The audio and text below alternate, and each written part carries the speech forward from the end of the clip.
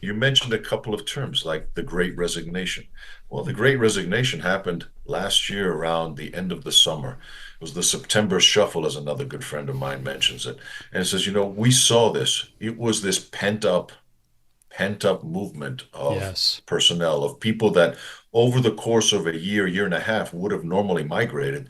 It's almost like all of a sudden a stampede started. It's almost like this situation where people reevaluated their life, reevaluated their relationship with organizations, and said, to hell with this. Life's too short. And Mm-hmm. all of a sudden, Mm-hmm. it really flared up. And we have this mass exodus. The scary thing, Zach, is that it's not just the people that left their current positions and had a plan or had an offer to move to. I mean, by the tail end of this, we're seeing people just quitting because, hey, I'm not going to be standing here by myself. I'm going to quit Yes. too, just for the experience. So they were going through this process now, and they're going through that.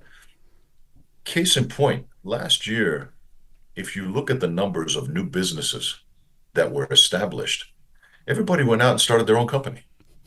Everybody went out. There was a record year for the establishment of new businesses. Yes. That is a huge indicator. And I'll give you an Oh, yeah. anecdotal one on my side, Coach Khan, that agrees with this. If ever there was an audience that Mhm. is conservative and practical and pragmatic around planning their careers, it's engineers.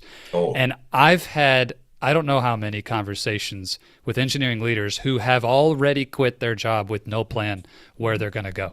And right, that's something I never expected to encounter in the work that I do with Owaco. A lot of our clients want to make a change, right. but they're usually on the total opposite end of the spectrum. They're so methodical and detail oriented and analysis paralysis that they need pushed to take action. And during this season, we've seen a lot of what might be called the knee jerk reaction to Right. everybody else is leaving. Now's the time. Or this sense of deeper connection to purpose and meaning Mhm. and a desire for something that resonates with their soul more. And they think, well, I'm just going to quit and go find it. Right. And we can talk more about that. But Right. But that's honorable. I mean, we all should embrace those choices. We all should embrace our options. I would never begrudge a person doing that, whether they're a young student athlete that tells me, Coach, I want to go in a different direction, or an executive that says, you know what? I'm really not happy here. hmm, I thought getting that promotion would really fulfill me. It hasn't. I will be the first one to march them past the door and say, hey, let's go find what it is that you're looking for. So there's a lot to that. But think about it this way, Zach. You and I mentioned it even off air when we talk about that great resignation now at its tail end of this comet, when we're coming down to it on the other end. What are we seeing?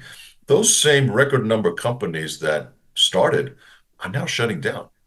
I mean, in a typical year, more than 20% of companies that start don't last the year.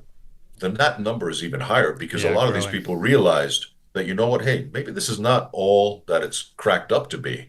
Now I have to go out and find clients, do my billing, be my own HR, or be my own IT. That's not an easy task to do. So the great resignation is quickly becoming the great regret. Whew. We could put a little period and let that sit for a second. The great resignation quickly becoming the great regret. So the war on talent